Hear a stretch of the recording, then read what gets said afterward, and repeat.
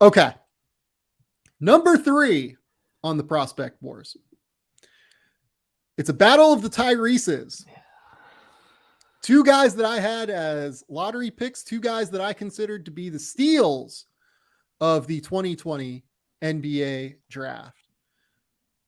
Tyrese Maxey versus Tyrese Haliburton. Maxey had a terrific season last season for a great playoff 76ers team where he has emerged into like arguably the piece that like has transformed them from, you know, maybe being in some trouble due to roster decisions that they've made over the last couple of years to still having like a very real strong chance to winning an NBA title in the Joel Embiid era, versus Tyrese Haliburton, who was traded last season and went to Indiana, and all he did was average, I believe, 19 points, 9 assists, and 4 rebounds. I'm sorry. It was 18, 9, and 4 rebounds with 1.8 steals while shooting 50% from the field, 41% from 3, and 85% from the line as essentially the Indiana Pacers point guard and number 1 option. Tyrese Maxey versus Tyrese Haliburton, 2 drastically different players in terms of play style. I told you I would go first this time. Okay. Thank God. This is a really hard one for me because one thing that I do tend to value quite strongly is the ability to create your own shot. And I think that Tyrese Maxey has that ability over Tyrese Haliburton. I believe that his ability to get his own shot is a real differentiator for him when it comes down to playoff time. Tyrese Haliburton has improved in that capacity, though. He's gotten a lot better at it. And I think there's a part of me that thinks Tyrese Haliburton and his ability to just genuinely make every single player on the court better all of the time, every single minute that he's on the court. He's also a little bit better of a team defender, always in the right spot rotation, really disruptive. I don't know, man. This is a hard one. That's a tough one. Where are you at on it? I am 50-50 split. I'm thinking right now, like I had an answer for all of these before we got on the podcast. This is the one I did not. I really don't know where to go in this regard. So I'm breaking it down in a couple of different ways. You'd mentioned making everybody else better.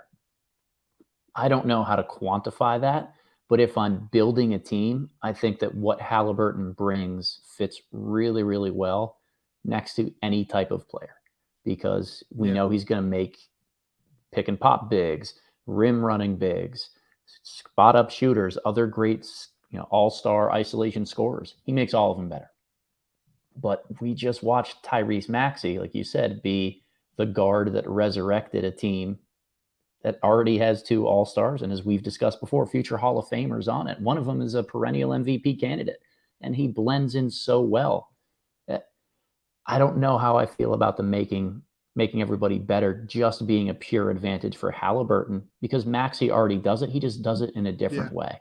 I had questions around Maxey coming into the league about his jump shot, how consistently he would be able to play off ball. I thought it was a little bit low of a release, a little bit of a line drive shot. Is he going to be underrated?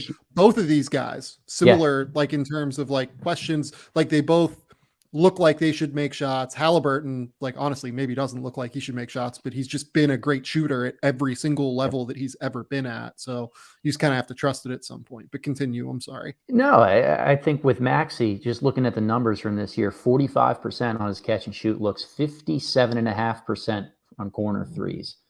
That makes other players better. It's not the same as setting the table for everybody 10 times a game like Haliburton is on pace to do, but man, does it play well off of other great star players. So a lot of the answer to me has to be dependent on who else you're building your roster with, what you prefer for your other star players. I don't think either of these guys are best served as a number 1 option, but I think both are really high caliber second or third guys to really have. I keep wanting to lead myself to the direction where I pick Maxey, but then I keep thinking about how we're essentially talking about Haliburton finishing the year as a 20-point, 10 assist guy who can go 50, 40, 90. I'm beating myself up over this one. I'm completely torn. I don't know if anything I've said has sparked inspiration in you to lean one way or the other, but I'm lost here, my friend. This is a gross one. This is just a really gross one. Here's one question I will pose for you. So Tyrese Maxey hit 57% of his corner threes last year. Yeah. Do we think that anything Tyrese Maxey did last year as a shooter was slightly unsustainable? He hit 43% on 4 attempts per game look, he's just not going to shoot 57% from the corners, right? Like that's just not going to happen necessarily. But do we where are you on Tyrese Maxey's jumper? Because if you believe he is like an elite level jump shooter, I think he is, oh man. I think it'd have to be him if you think that elite is the word that you're throwing around, because he is so solid defensively, because he has a much better first step than Haliburton, because he is so strong in all those intangible areas. Like, to me, Haliburton wins battles with guys because he's smarter, because he brings every single intangible to the table. Maxey excels in those categories too. That it's, oh man, I wouldn't call disgusting one. Yeah, it is. I wouldn't call Maxey an elite level shooter. I think he's going to be an above average shooter year after year, and might have one season every 4 or 5 where he pops above 40%.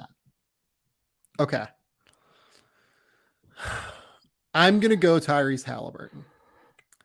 And part of this could be like my own biases in terms of what I love in terms of players. I love that Tyrese Haliburton makes every single person on the court better. I love that we've seen him play with a real lead guard next to De'Aaron Fox, and he was every bit as good. Like, you look at his numbers to start the year in Sacramento, where he started every game, 14 points, 7 assists, 4 rebounds, while shooting 56% or 46% from the field, 41% from 3. Then he spikes in terms of like role and usage in Indiana, where, you know, I know that the usage rate says that like it went from like 18 to 20, but Tyrese Haliburton, like, he's never going to be a usage rate guy because of how quickly he processes things. He never is like a high level, like over dribbler, which is the guys that I think tend to be usage rate guys. And he got even better, like when the role became more centralized, right? He is just it's a fascinating, he's a fascinating player in the way that he just impacts what you're doing out there on the court. I mean, man, it's hard because like Indiana's offense when he was on the court last year averaged 118 points per 100 possessions. And that was an offense that his most common lineup that Haliburton played with last year in Indiana, that is, was Malcolm Brogdon, Buddy Hield, Isaiah Jackson, O'Shea Brissett. Like, that shouldn't be a 118 points per 100 possessions offense. Like, those guys can shoot and they can handle a little bit and like they can do stuff. Great rim runner and Isaiah Jackson, but like on an NBA court, that's not like a 118, is it? Like, I mean, it's just wild. He's so good. I love him. I would take Tyrese Haliburton just by a little bit. And it's a credit to Tyrese Maxey that he's even in this conversation to me.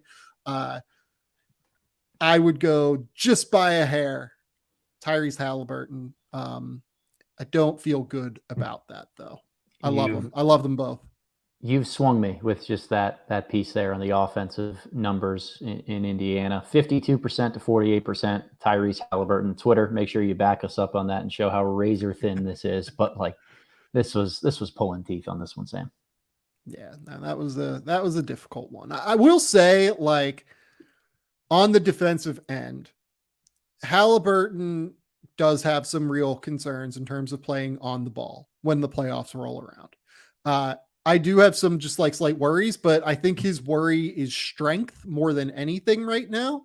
And I think he can add 10 pounds to where he gets strong enough to like mitigate some of those concerns as he gets older. With Maxey, I think the body is like a little bit more, not a lot more, but like a little bit more maxed out, I guess is what I would say.